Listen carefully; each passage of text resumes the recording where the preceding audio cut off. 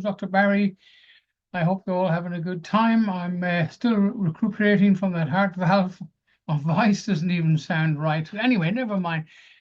This is a large clip from Sunday Sky News Outsiders. It really explains how the world is going to change and how we hope it will. And this is for the people who didn't see it. It's been widely published here in Australia, obviously.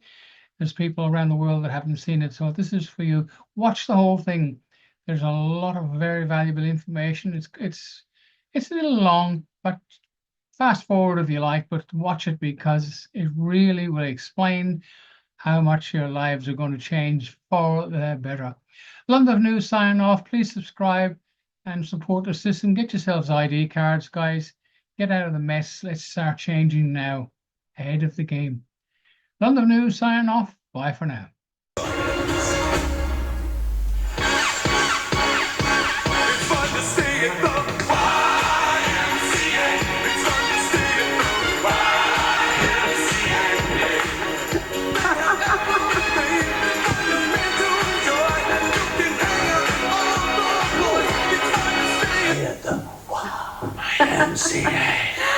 We did it! We won! We won! James, Rita, we won! We called it! We did it! Welcome to Outsiders, the show that picked Trump, the show that's backed Trump for 8 years, that predicted it over 8 years ago. Welcome. Now, good morning. Let's do it officially. Good morning, Rita. We're very excited here on the show. Good morning and welcome to Outsiders, the show that is to the tyranny of the radical woke agenda and left-wing authoritarianism and climate alarmism and gender extremism and anti-colonial insanity. What the election of Donald J. Trump is to all of the above. Yes, he did it, just like I promised you he would. This is the only mainstream media show on all of Australian television that accurately predicted the Donald Trump landslide. Not just once, but on many, many occasions. But remember, Donald Trump's victory is your victory. All of you have watched us because you are fed up with the lefty lies, the distortions, the insufferable sanctimonious arrogance, and the sheer ignorance of the bulk of the Australian media. It is because of you that this show exists, and only because this show exists did anyone in this vast, great continent have even the faintest inkling or hope that Donald Trump would defeat Joe Biden or Kamala Harris in a landslide. I'm even thinking of renaming the show, Rita. Let's call it Landsliders. Now, let's grab the latest Landsliders news. Okay, lots to talk about, Rita. It was a big week. What happened this week? Anything out of the ordinary? It's a quiet week for me. Landslide's the key word there. This is a clean sweep. I don't think even you, in your most mystic moments, landslide, yes. Did you think he was going to win every single swing state? Every single swing state. He gave him 6. Everything. The House is the only thing that we're still waiting confirmation on. He's edging closer and closer. He's got the Senate, he's got the popular vote, and of course, he's got the all-important Electoral College vote. So this is an enormous mandate. It is undeniable that the American people have spoken, and they've spoken clearly. And the swamp better listen, because it's going to be very different to Trump's first term. That first term, I think he was a little bit naive about just how vicious. Key point, how different this Trump agenda is going to be. Trump 2.0, James. You're in New York City there. Tell us about it. Well, yeah, I'm in New York City. As you can hear, people outside are celebrating. It's Saturday night. I'm sure they're all out here celebrating Donald Trump's victory, because what else would there be to party about on a Saturday night in New York City? But I can tell you, though, New York City, which is, typically very, very Democratic, even that, the 5 boroughs here had massive swings to the Republican Party, had massive swings to Donald Trump. And you talk to people just on the quiet, you find that there's so many more Trump supporters out there who are willing to say it than you would have ever seen in 2020. And even I would say in 2016. 2016, was one circumstance. 2020 is a whole other story. But this here is a real mandate. As you said, Rowan, the House is looking likely. The Senate is done. All of the blue wall is gone. Many states that were very Democratic have started to move more Republican. All sorts of demographic groups have started to move more Republican. This is a huge mandate here, and the big key then is what's going to happen next. And the key thing here is, well, who is Donald Trump going to be bringing in as staffers?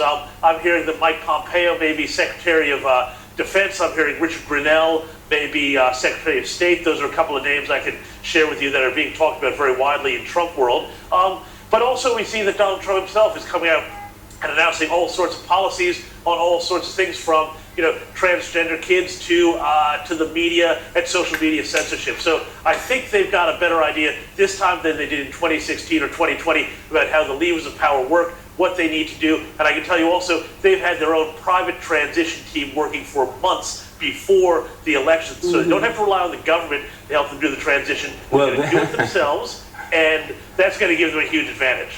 I think they've learned not to rely on the government for anything after Donald Trump nearly got shot thanks to the failings of the US government. Trump has been president, James and Rita, for only a handful of days. Wait for it, the stock market has already hit a record high. Bitcoin hit a record high. Migrant caravans at the border being dissolved. President-elect, true. Hamas has called for an end to the war. Really, Bitcoin, as I said, record high. Putin ready to end the Ukraine war. Qatar, we'll talk about this, Rita and James, has kicked out the Hamas leaders. Whoops, get rid of them. EU will now buy US gas, not Russian gas. Putin will sell oil in US dollars. Zelensky has phoned Trump and Elon. Whoops, hello mate, yep. New York mayor ends his vouchers for illegals. Mexico to stop migrants at the US border. China wants to work peacefully with the US, and big US companies moving out of China. It's big stuff, Rita. I mean, he's already, just the thought of the Trump 2.0 of the next 4 years has got the world moving in the right direction.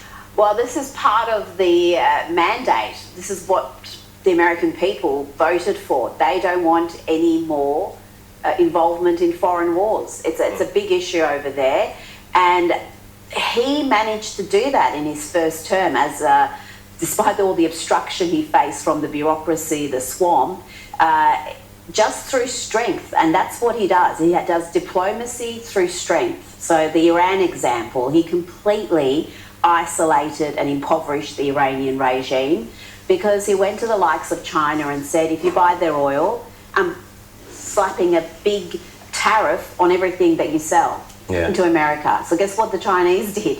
The Chinese Communist Party behaved.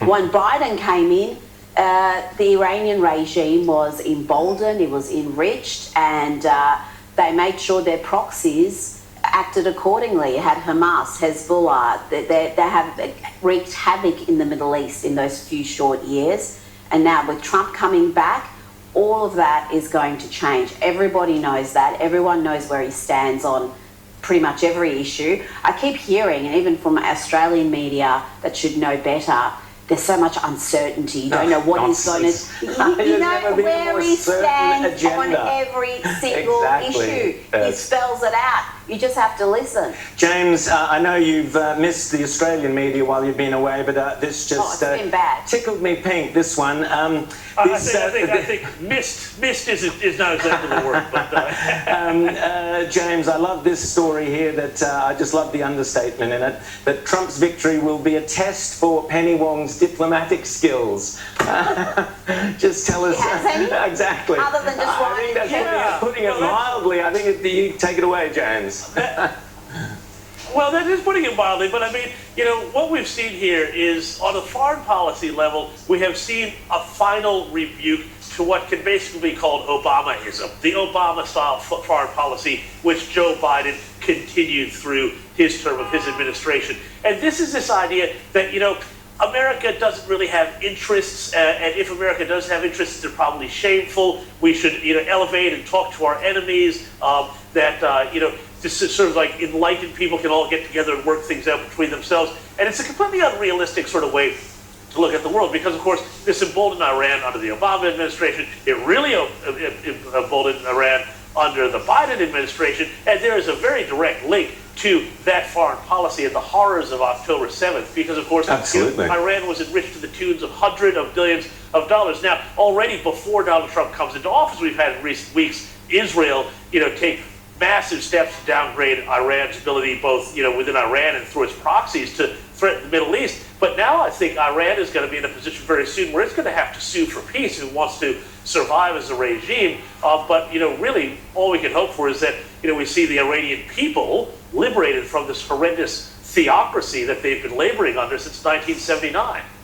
Well, virtually everything that the Albanese government, everything on the Albanese government's agenda is thrown into chaos by Trump's victory, because the world's changing. It's going to go in a very different direction. Rita, the same week that we've had the shameful combating misinformation, disinformation bill going through the lower house thanks to the Teals and Labor, the very same day you've got Donald Trump out there saying, I will ban anybody who tries to spread this idea of misinformation, disinformation. In other words, he's fighting for free speech, which this concept of misinformation, disinformation, it's just code word for censorship.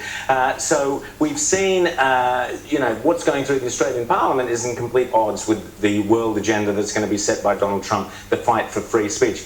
But some of the usual suspects were out there, of course. They cannot cope with a Donald Trump victory. Malcolm Turnbull, Rita, he had a bit to say. Somebody listens to Malcolm Turnbull. On the other side of the world, there are TV stations. Not really.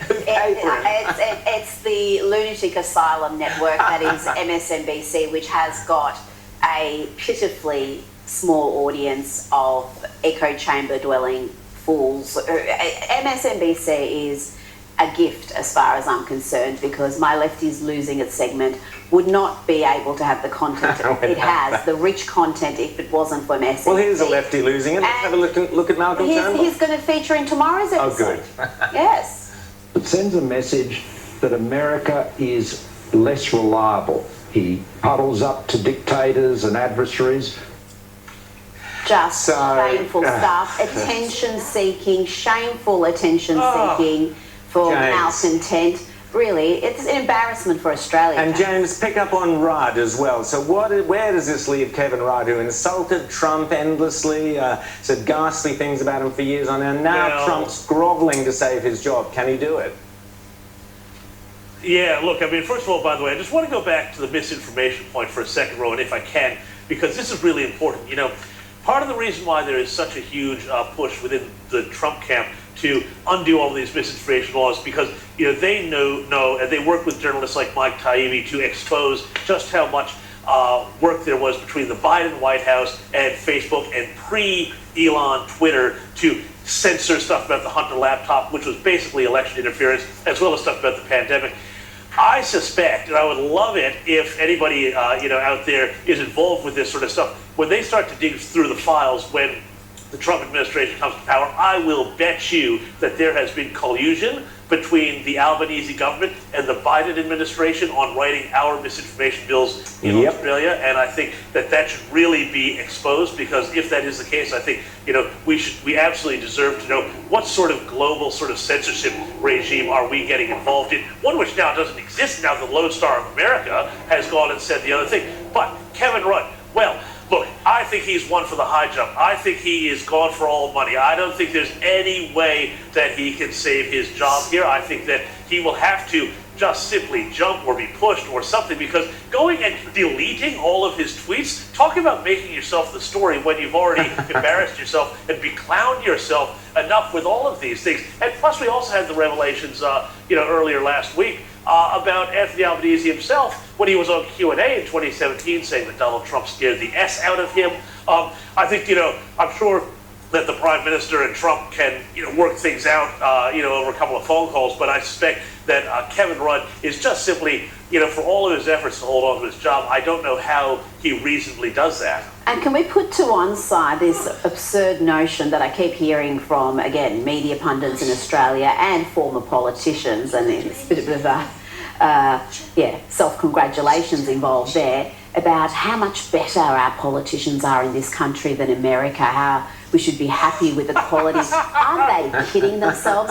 Look at what's happening right now in Canberra. Look at so many of our state governments and state oppositions, and look at the likes of former Prime Ministers, Kevin Rudd and Malcolm Turnbull, if we think we have got superior politicians to what they've got in the US, we've got rocks in our heads, the fact that Kevin Rudd would make these comments, it's something you would expect from some first-year arts student, not from a former Prime Minister who wants to be seen as a serious person. He cannot remain in this role. If he wants to remain in it, he needs, and I'm not joking here, he needs to issue a public, grovelling apology. It could be the only thing that saves him. And I don't know if he can do it. It could be Kevin's second sorry day. It could be a new sorry day where Kevin says sorry to Donald Trump. Something that he's actually responsible exactly, for. He can actually apologise for something that he did. Or, yes? James? Can I suggest another idea here? You know, since the U.S. ambassadorship tends to go to ex-prime ministers, what about giving it to Scott Morrison, who did wind up developing quite a good relationship with Donald Trump? There's a thought. There you go. Also, other lefties who are in deep, deep trouble is, of course, Sir Keir Starmer over in Britain. We spoke last week about the former Spectator employee who's now the head of the Conservative Party there, Kemi Badenoch. And Kemi certainly served it up to the foreign minister there, David Lammy, another individual, another lefty who'd been busy insulting Trump and who now has egg all over his face. Have a listen to Kemi Badenoch in UK Parliament. And so I would like to start by congratulating President-elect Trump on his impressive victory this morning. The Prime Minister and the Foreign Secretary met in September. Did the Foreign Secretary take that opportunity to apologise for making derogatory and scatological references, including, and I quote, Trump is not only a woman-hating, neo-Nazi sympathising sociopath, he is also a profound threat to the international order. And if he did not apologise, will the Prime Minister do so now on his behalf?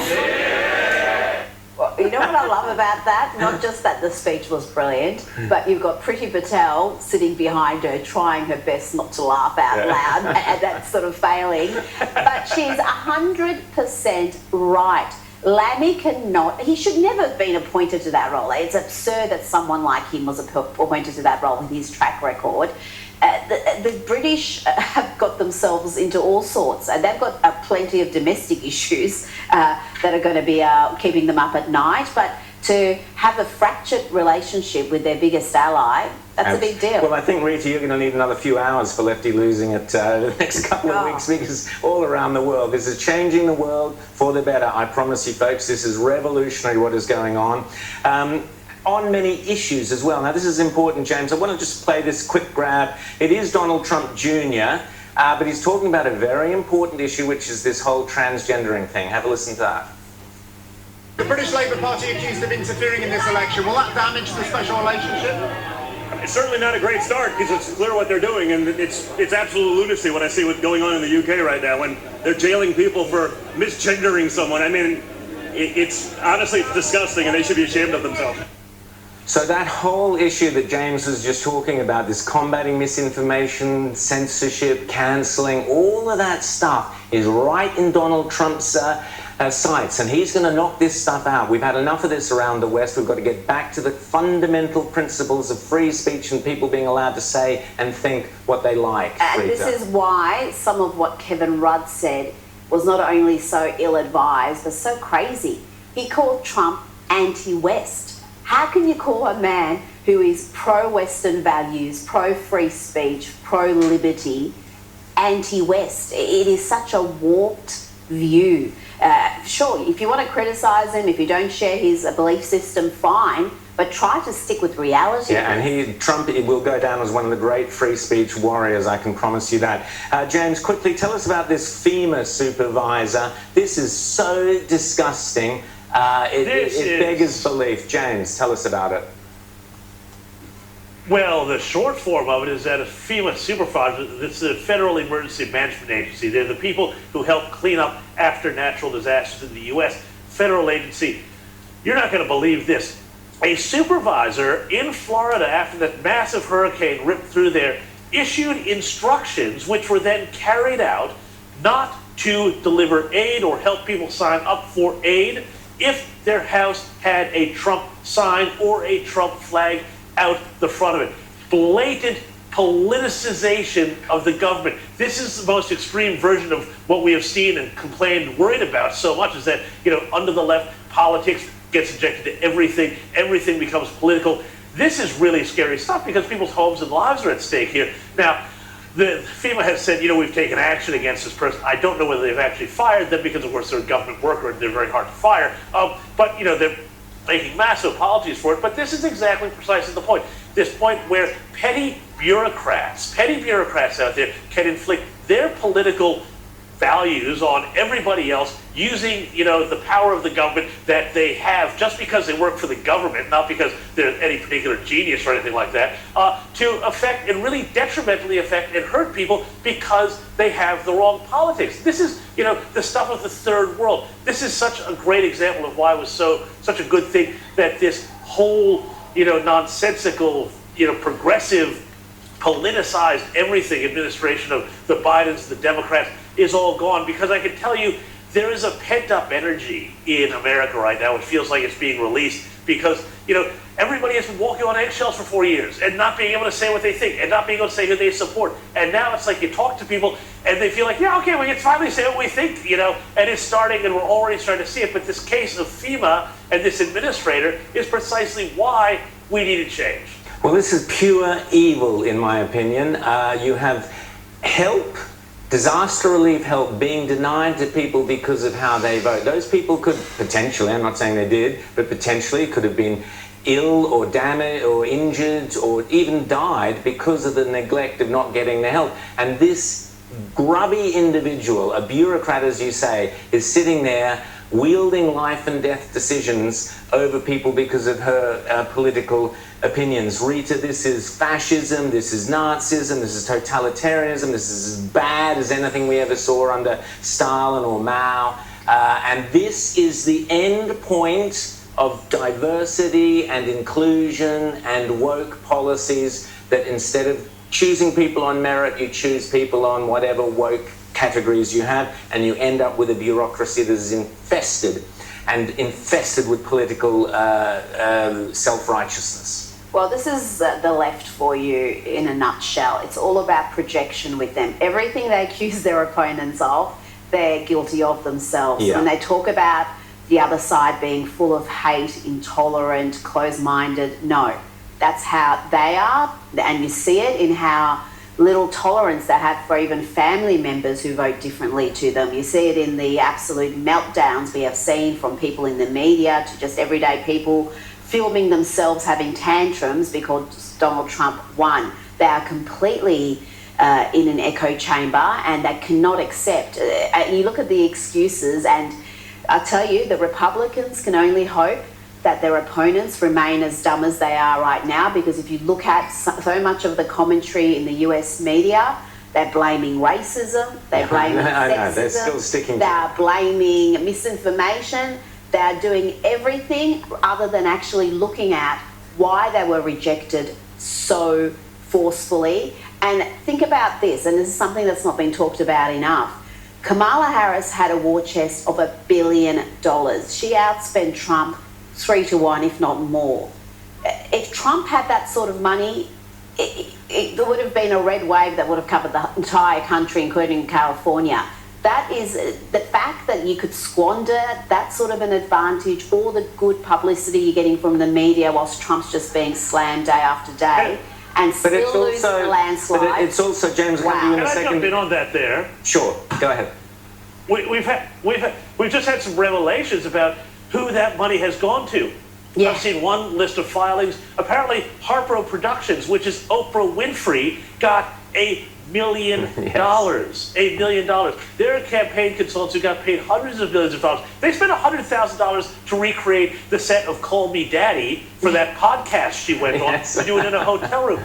These people were not serious about looking after their money. You can only imagine what they do with the U.S. budget. But I mean, you can only imagine the number of campaign consultants who now have like yachts and weekend houses thanks to this campaign. But I pick up, absolutely, but I pick up on the point, yes, of course, money is so important and all these other things, the media and so on in politics, but people kept asking me, even only a couple of weeks ago, Why are you so certain that Donald Trump is going to win this election, let alone in a landslide? And my answer was always the same, because I trust the good intelligence and decency of the American people, as I do the Australian people, and that good will always triumph over evil. And I'm sorry, you know, it sounds hyperbolic. Maybe I give myself a hyperbole award, but this is a pivotal moment in Western civilization where the goodness of Western civilization has triumphed over the evil that has been festering and growing up underneath it. And this is an absolutely critical line in the sand. We're now saying that this must stop, and it's critical for politicians, particularly like the coalition, to understand why Donald Trump won. And it wasn't about money, and it wasn't about polling figures. It was about the truth and authenticity. And it was about standing for something and Yes. showing courage. Values. And that's what I'm going to be talking about after the break, about the personal price he was willing to pay Absolutely. to run again. But you talk about this changing things for the West, because there is a civilizational war. There are anti-West forces Absolutely. at work Within and in without. the West and Yes. outside of the West. And this is a really bright period that's going to come, not just for the US, but Golden the West. age. Because you've got Trump 4 more years, but then you look at the talent pool that the Republicans have, young talent, Vivek Ramaswamy, JD Vance, Ron DeSantis, Sarah Huckabee Sanders. They've got talent, capable people who are electable. And that is could be a dynasty of Republican leadership that could completely 100%. transform the country for the better. James, I said to some young kids the other day, you don't know how lucky you are. You're at the dawn of a great decade ahead of you, as we were in previous decades, which we all benefited from. And this generation now of youth, who did so much to win the vote for Trump, they're now looking at a glorious period of prosperity and values that's so exciting for them, James. And you know what? All I can do is urge Australia to get on board. You see where the Yes. United States is going. When you're here, you can feel it. And, you know, you see things. You see Elon Musk's development of space technology that no other country can compete with, no other company can compete with. You see what they're doing with data, tech, energy, AI, small nuclear reactors to power AI, data, all of the stuff that's going to power this next coming century. Australia needs to get on board. And this is my concern for Australian youth, is that they're going to be left behind because Australia isn't on board with all of these things that are going to define the next 100 years. And we need to get on board urgently. 100%, and that starts with booting out the Albanese government and installing the coalition as urgently as possible, and the coalition learning certain lessons that they need to learn. We'll be talking lots more to chat about. Thanks, James. We'll chat to you more there in New York. We also have to talk about this disgraceful episode of the pogrom in Amsterdam. But we're going to take a short break. We'll be back with Rita's reality check in a tick.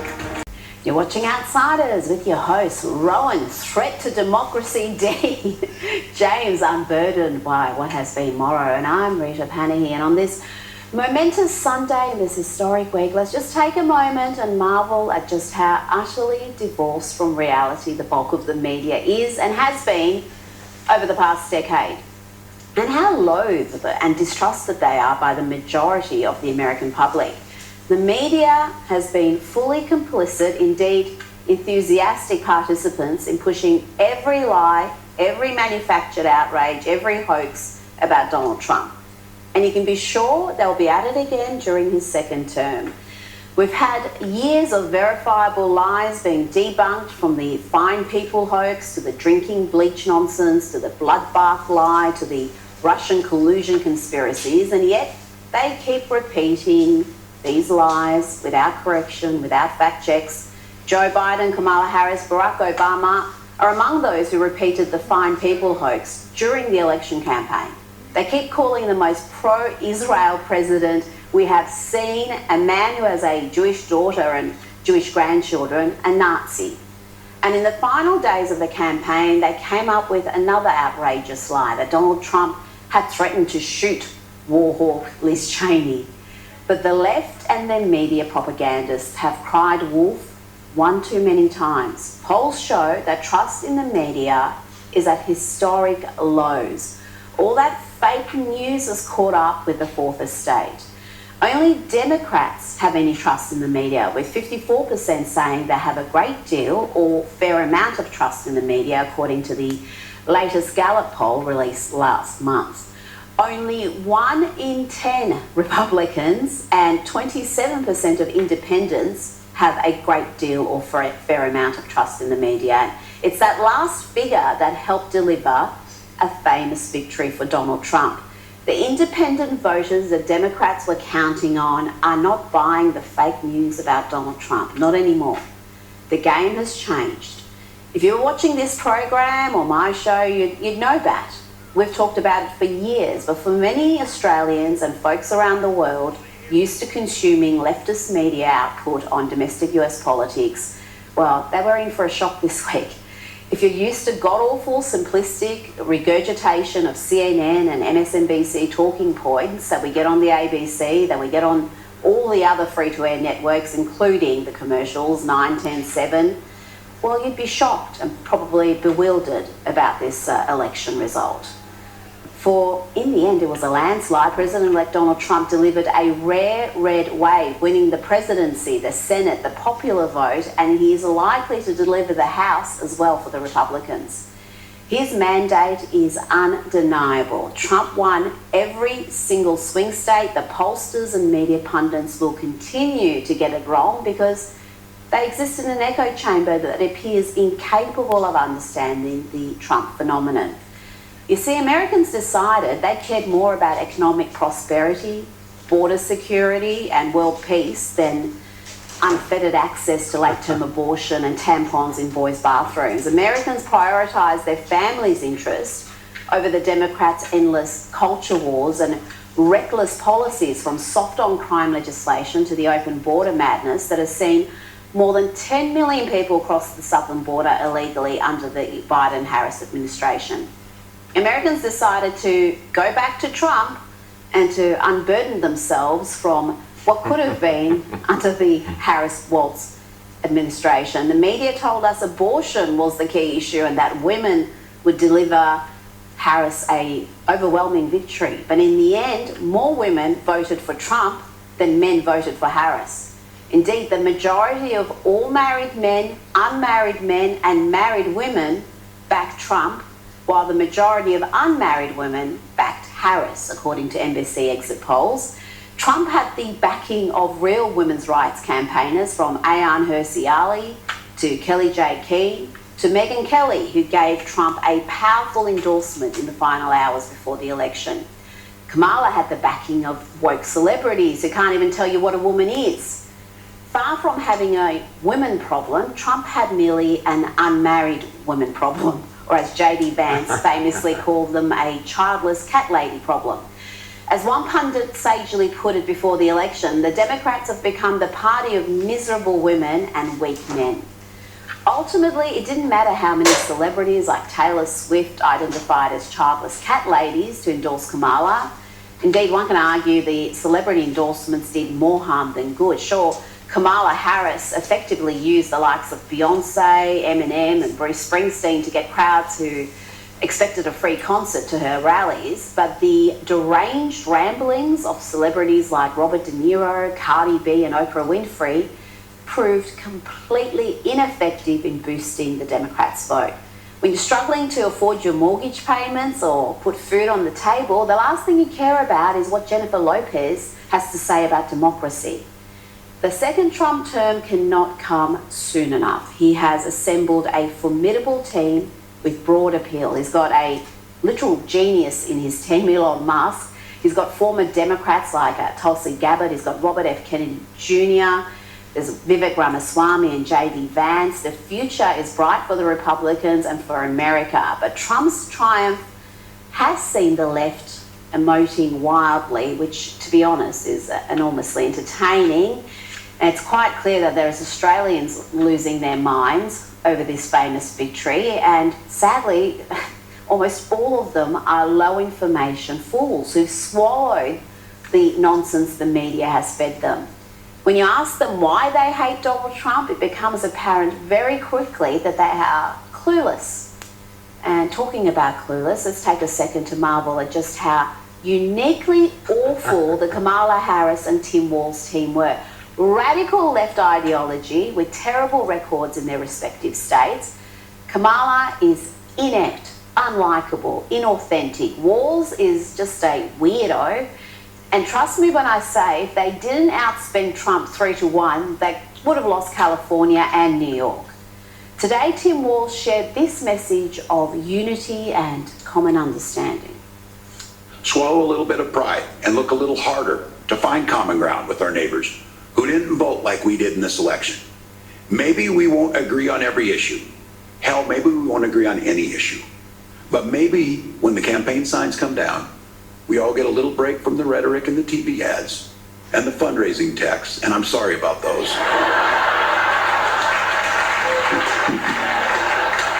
Maybe when we get a little break from this campaign that we're in, we'll be able to look at each other and see not enemies but neighbors. How about no? No. The Democrats tried to put their leading political opponent in jail. They called half the country Nazis and fascists. They characterised parents at school board meetings worried about their kids being indoctrinated as domestic terrorists. They put Pete Navarro and Steve Bannon in prison. They accused Trump's children of treason. So you can screw your course with unity. The majority of Americans voted for a reckoning. Trump risked everything to run again. They came for his family. They came for his allies. They used lawfare to try to bankrupt him, to try to imprison him on sham charges. He was called a threat to democracy. He was called a fascist, a modern-day Hitler, a wannabe dictator, and he withstood it all to win and win big. And as a bonus, he gave us this. When reality hits the left, it hits hard. Fragile little snowflake. What a blowhard. He's a blowhard and a snowflake. He's a blowflake is what he is. He should change the hats to say, "Make America Wine Again." It's more than half of this country voted for the criminal, still trying to figure out what happened. It's the day before the election, and I just want to come out here and remind everyone I've lost all hope in the American people. That no matter who you voted for, no matter the outcome, I can't do this anymore. The election results are not an excuse to be violent. If you didn't vote, unfollow me and block me. Even if the results are not what you wanted, stay calm. What is wrong with you? What has happened to freedom? I'm done. And worry about something different. I'm literally sick. I'm literally sick to my stomach. I don't think that our beloved country, America, knows what it's in for with a fascistic society and dictator. I'm not being hyperbolic. I'm not being dramatic. And got my lipstick on today, so I'm a little bit more together. We're putting a plan together. I cannot live in a country that voted for Trump. I cannot spend another 4 years under that man. And so we have made the decision that we are leaving. We're putting a plan together. Our plan is to go back to Australia. No, please don't. Please don't. We've got enough crazy lefties exactly, here. Yeah. We don't need any more. We don't need any more. Lefties. No. There you go. Yeah, we've got our own. And can we just tell our American friends, the joint is full of snakes, spiders, sharks. You don't want Rita, you had a very funny thing on social media on the weekend showing a snake coming out of some supermarket in the Northern Territory or something. So, here you go, Americans. This is what. Welcome back to Landsliders. Of course, we're professionally. We don't have time to go off and get new graphics done. We're sharp here, you know. Welcome back to Outsiders. Thank you so much for watching us every Sunday morning. We certainly do appreciate it, particularly this Sunday morning. What a great Sunday morning, eh? Fantastic news. But, of course, as always, there is some horrific news as well around the world, and the sickening events in Amsterdam just beg a belief on the weekend. A pogrom, that's what it was. This is what happens when you have idiots going globalise the intifada. Well, this is what it looks like when you globalise the intifada, literally. You have violent Islamist radical mobs roaming the streets, looking for Jewish people, yelling out, "Where's the Jews?" or whatever else. New South Wales Police, please take note, "Where's the Jews?" is not actually a very nice thing to be saying. And attacking people, guy was thrown into a river, 7 people injured, hospitalised, roaming mobs, 62 arrests. And Benjamin Netanyahu, Israeli... they sent some planes in to rescue people. And he's tasked Mossad with preventing future incidents like this. Hello, you're watching Outsiders, or as I like to call it now, Landsliders. Yes, for the past 2 years, I have been telling you here on this show that Donald Trump would win this election by a landslide.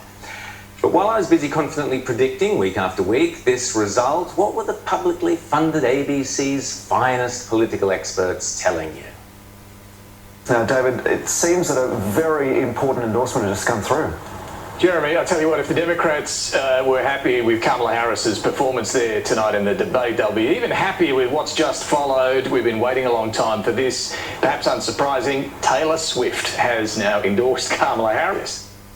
Oh, no. Unbelievable. Now, I won't spend too long blowing my own trumpet because there are far more important things to get to, but may I just, for the record, remind you that I predicted, in defiance of the so-called experts, that Brexit would win, that Donald Trump would win in 2016. That's why this show exists. And again, against the prevailing wisdom and all the polls, I predicted Scott Morrison would win in 2019, the so-called miracle election.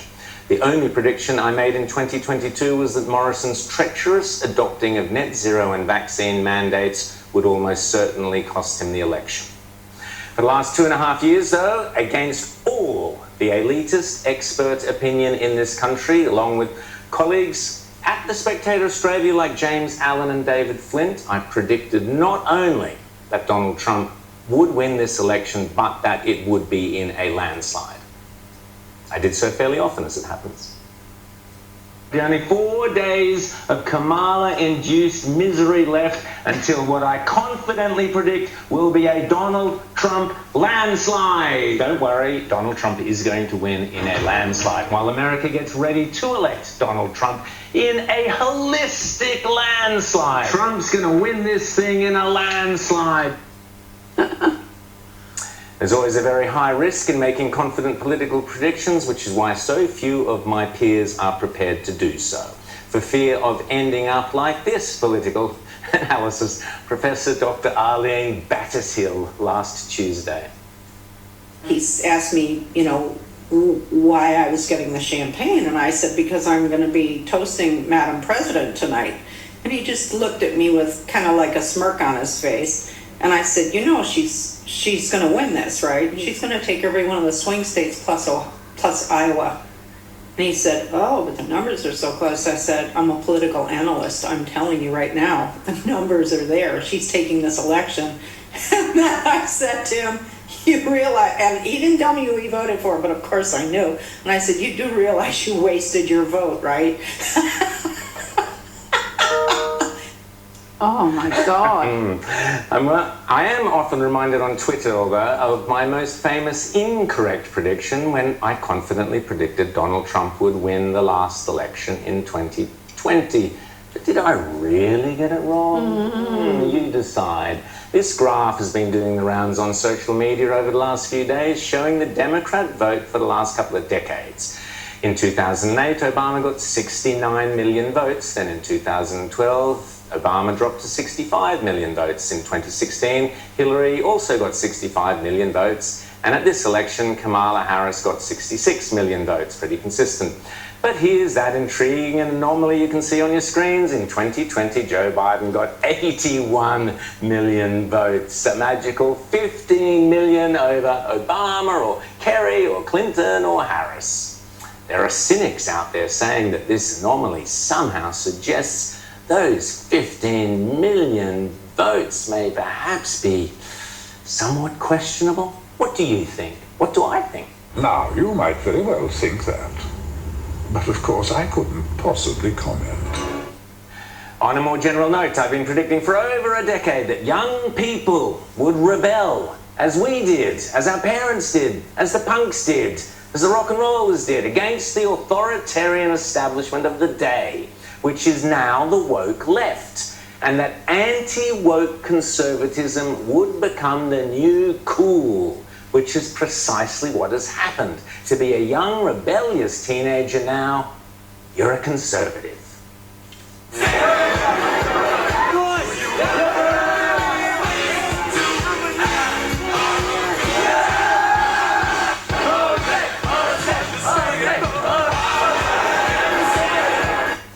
This will happen here too, just as rock and roll did, just as every youth culture does in the early 80s. When Reagan swept to power, it was the cool young kids who adopted Bruce Springsteen's song Born in the USA, which became a worldwide patriotic anthem to Reagan's America, even though, ironically, the lefty Springsteen wrote it as a criticism of America, that, hey, with record sales like that, Bruce embraced the 80s jingoism with fervour and with all the authenticity of a Kamala Harris.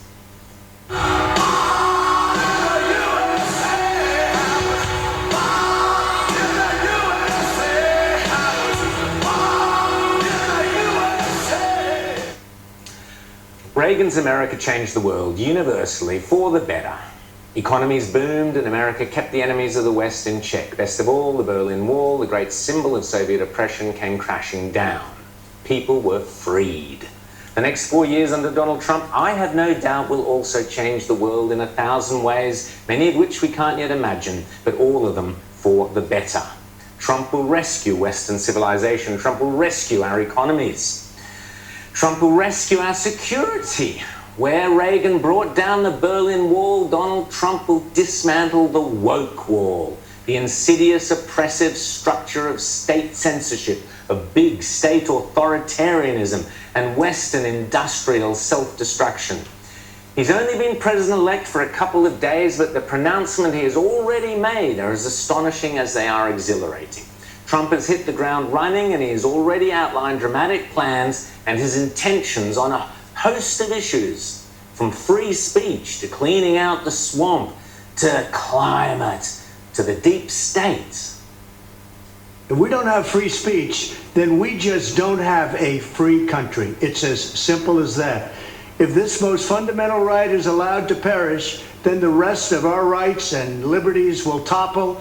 Just like dominoes, one by one, they'll go down. That's why today I'm announcing my plan to shatter the left-wing censorship regime and to reclaim the right to free speech for all Americans. And reclaim is a very important word in this case because they've taken it away.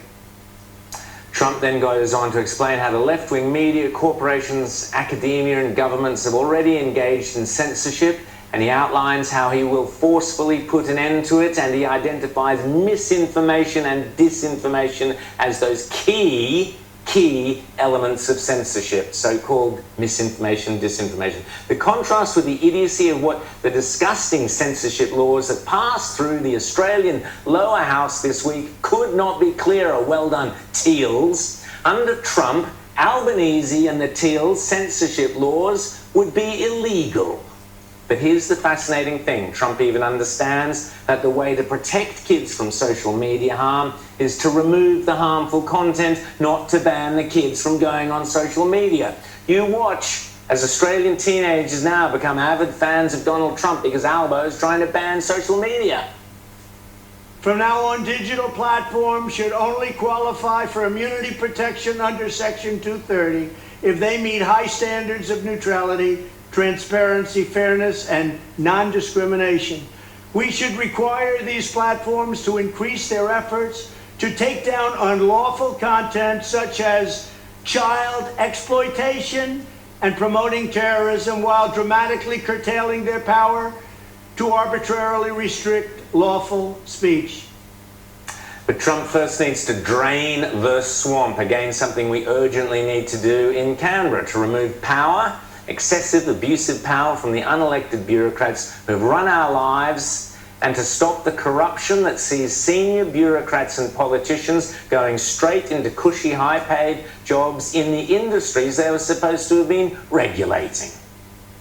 Here's my plan to dismantle the deep state and reclaim our democracy from Washington corruption once and for all, and corruption it is. First, I will immediately reissue my 2020 executive order restoring the president's authority to remove rogue bureaucrats, and I will wield that power very aggressive. The faceless bureaucrats will never again be able to target and persecute conservatives, Christians, or the left's political enemies, which they're doing now at a level that nobody can believe. As we know they're doing here as well, I hate to say it. And not to mention this from Donald Trump. The World Health Organization has become nothing more than a corrupt globalist scam paid for by the United States but owned and controlled by China. Yep, we need to get out of the World Health Organization as well. Listen to Donald Trump coalition if you want to learn how to win. Or this. And tonight I'm also making another promise to protect Americans from government tyranny. As your president, I will never allow the creation of a central bank digital currency. Do you know about that? Or this.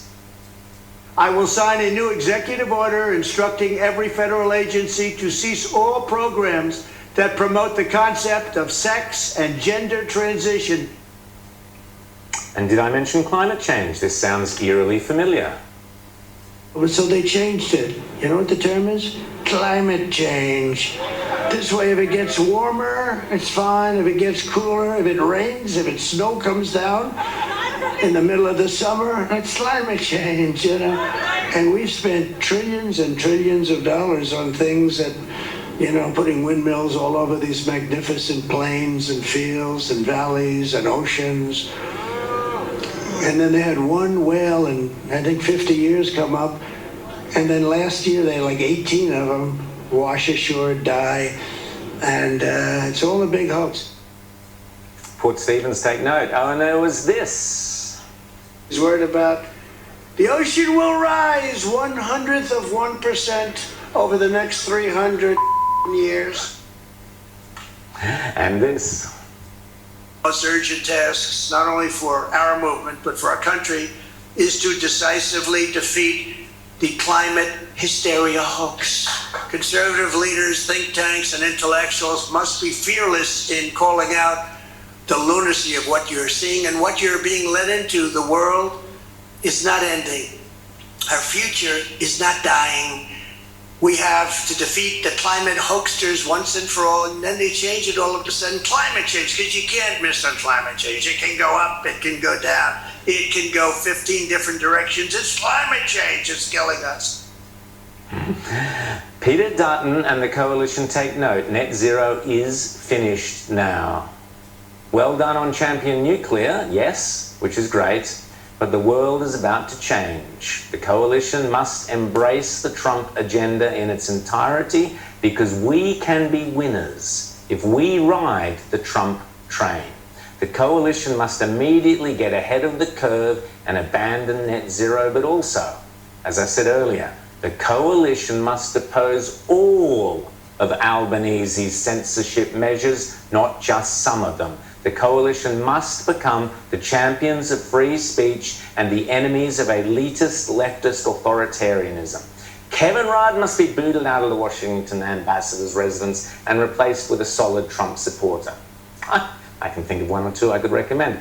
There's much more I could say about Trump bringing peace to the Middle East, which he will do, and finishing off Iran. He has already issued this unequivocal warning to Hamas. We want our hostages back.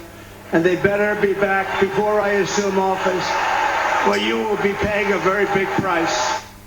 And he's had this to say about Biden's treacherous and cowardly withdrawal from Afghanistan. I will ask for the resignations of every single senior military official who touched the Afghanistan disaster. I want their resignations immediately. And I want them on the desk in the Oval Office. The Resolute desk. I want them on at 12 o'clock, Inauguration Day. Everybody involved with that disaster. When you have a disaster so stupid as that caused us such problem, you don't know what that's done to the reputation of our country, the Afghanistan disaster. This house cleaning will be a signal to the entire world and the American military and everybody else. They want people to be held accountable for failure and incompetence. As I said, Donald Trump will change the world.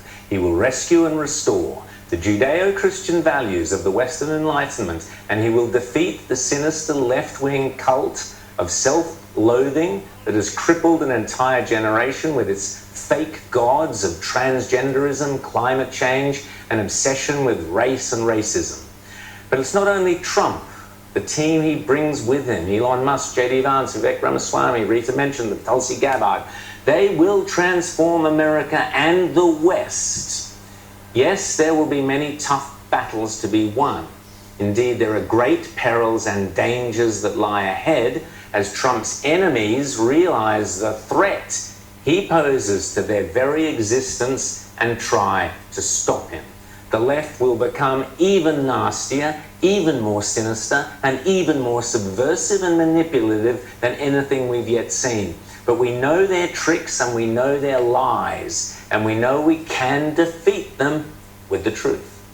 For the simple reason that good always triumphs over evil. On a lighter note, here's Trump at work behind the scenes. Thank you. Oh my God. Is she crazy? Thank you all. Thank you so very much. Thank you, everyone. Thank you, everyone. Thank you. Too many thank yous. Not 20. There must be 35. Traveling from India to California with an So here's my latest prediction. This brash real estate billionaire, the man born with a silver spoon in his mouth, who cracks jokes with garbage collectors and doormen and loves nothing more than a takeaway from McDonald's, will go down as one of the greatest US presidents of all time. Oh, say does that star-spangled banner yet wave? Oh, the land of the free and the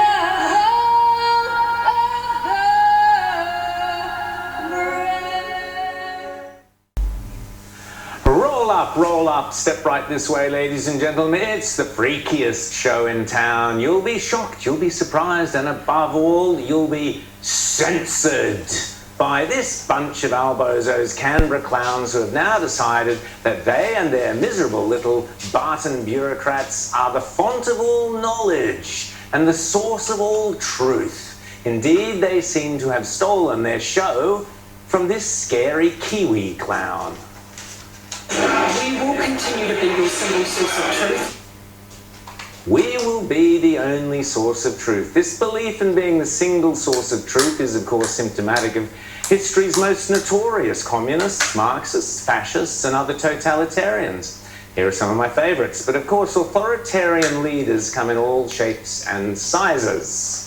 Here's Albo back in 2003, spruiking his leftist credentials. This week, Albozo proved he is on a mission.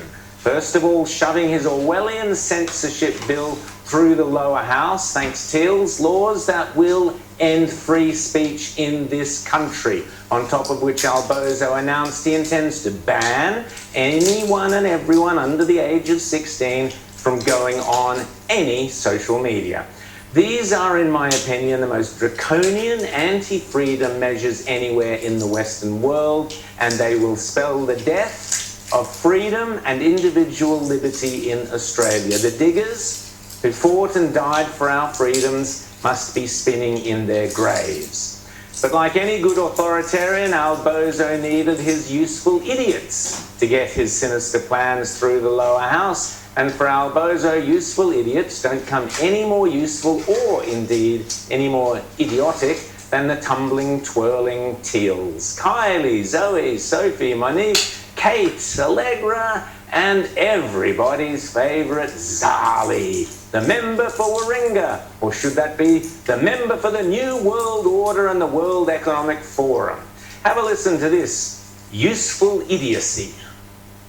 The World Economic Forum has classified misinformation and disinformation as one of the top global risks for the next 2 years. So that really is a sobering, just an incredibly sobering warning.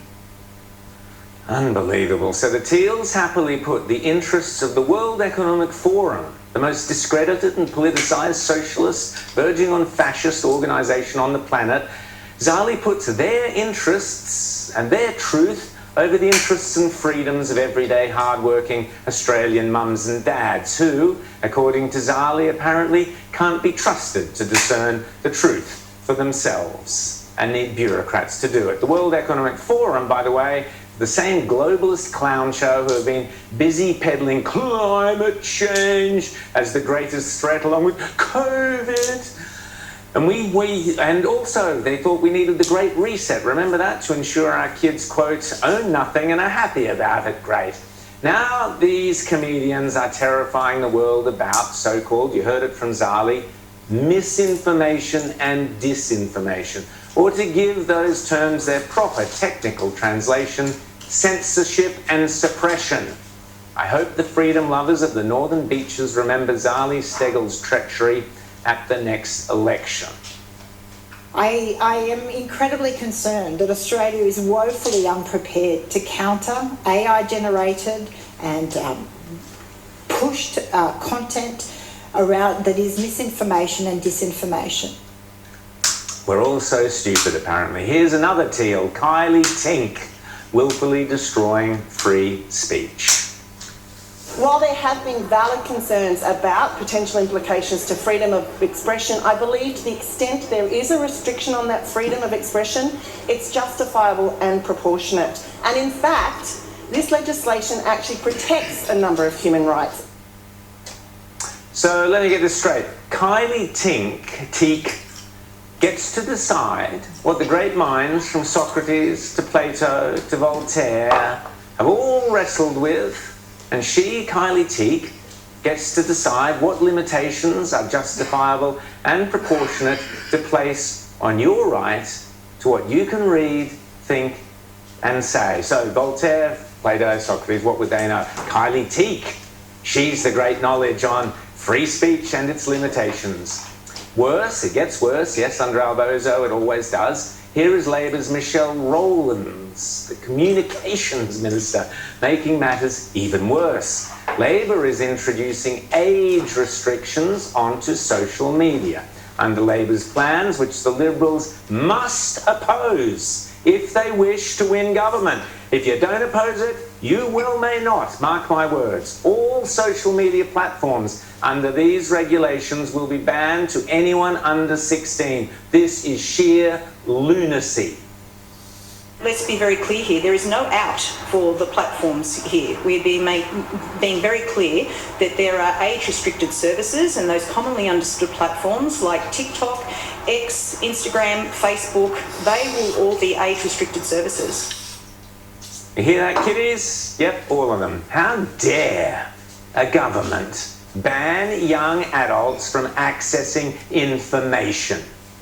That's the bottom line. This is as sinister as it gets. By all means, restrict harmful products like pornography, but banning all social media for people who are at the most crucial age of developing their minds and their curiosities is completely unacceptable. It is George Orwell's Big Brother. It is nothing better than Maoist or Stalinist totalitarianism. Indeed, you think I'm exaggerating? Here is Albanese literally putting the state above you, the parent or the grandparent. We will not allow exemptions if users have parental consent, something that we discussed whether that would be appropriate or not. Oh, you discussed it, did you? Oh, good. How very nice. You discussed how parents and grandparents get to bring up their children. Even if parents, for whatever reason, desire their own child to be able to use social media, the state will not allow it. This is Pol Pot stuff. But are we surprised? Here's Anthony Albanese when Neil Mitchell asked him, hypothetically, what's the very first thing he would do if he were an Australian dictator? You are dictator for 5 years. What do you do? What's your first act? The big frustrating thing, if I could do something, maybe ban social media, would be handy. Because Why? What worries you about social media? Look, I think a couple of things. One is keyboard warriors who can anonymously say anything at all. Who say anything at all? You know, what do they say around the kitchen table? Well, Alba, Here's what I'm going to assert as fact, and I'm more than happy to say it to your face, either here or on the show or at any venue of your choosing. You are, as a matter of fact, a deeply authoritarian and undemocratic Prime Minister who has, factually, done nothing but sow division and grievance in this country. Your voice was a disgrace, the referendum, a disgustingly racist attempt to subvert the normal democratic processes, and your social media bans, and worse, your censorship laws are an absolute abomination. But that's just my opinion, while I'm still allowed to have it. Anyone in Parliament speaking up against this tyranny? Fortunately, there are one or two. Here's the Nationals member for Page in New South Wales, Kevin Hogan. And this radical left-wing government, Deputy Speaker, what their motivation is on this bill is control. Because when you want to stamp it or you want to clamp down on free speech in this country, you are about control. They do not want everyone necessarily to be able to say what that person believes is the truth. Because at the end of the day, Deputy Speaker, one person's misinformation is another person's opinion. Absolutely well said. I was also grateful to hear the Liberals MP Alex Hawke. Whether you're progressive, whether you're conservative, whether you're from the left or right, we need to rise up and oppose this bill. Join the chorus of Australians who paid attention to this, who understand that the government's function is not to regulate in a free society the content of people's minds. It isn't their role to arbitrate over the free thought and free expression and free speech. These attacks on free speech at the very moment the United States has said no to censorship, no to oppression, and no to woke politics, and yes to Donald Trump, well, quite frankly, what we're doing here in this country is disgusting. I have no doubt these disgraceful laws will see the Albanese clown show rightly discarded into the dustbin of socialist history at the next election. But let's hope the libs have learnt the lesson and do not support these idiotic social media bans. Trump won because the youth and the anti-woke crowd, the everyday Americans, ignored the mainstream media and fell in love with Trump and his conservative ideals on social media. The young people. Just ask Creedence Clearwater Revival.